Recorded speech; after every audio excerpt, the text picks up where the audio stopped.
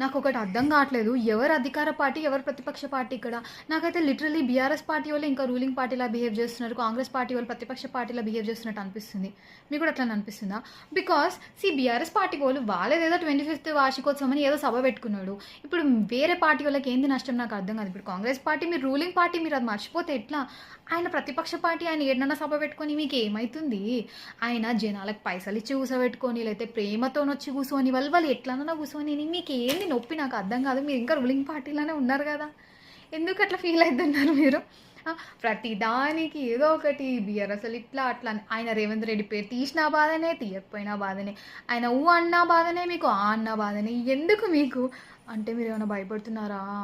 3 years తర్వాత కుర్చీని కింద పడేసి తొక్కి బీఆర్ఎస్ పార్టీ వాళ్ళు జెండా పాతేస్తారని ఏమైనా భయపడుతున్నారా? కాదు కదా. మరి ఎందుకు వాళ్ళ పార్టీ మీద కాన్సన్ట్రేషన్ చేసే బదులు మీరు ఏమేమి హామీలు ఇచ్చినారు, ఏమేమి ప్రామిస్లు చెప్పినారు జనాలకి, అవన్నీ నెరవేరుస్తే 3 ఏళ్ల తర్వాత కూడా కాంగ్రెస్కే ఓట్లేస్తారు కదా. చెప్పు. అరే రేవంత్ అన్న కాంగ్రెస్ పార్టీ చెప్పిన హామీలు ఇచ్చిన మాటలన్నీ నిలబెట్టుకున్నారని చెప్పి మీకే ఓట్లేస్తారు. అది కాన్సన్ట్రేట్ చేయండి. బీఆర్ఎస్ పార్టీ తుమ్మింది దగ్గింది ఇవన్నీ ఎందుకయ్యా మీకు? ఎందుకు?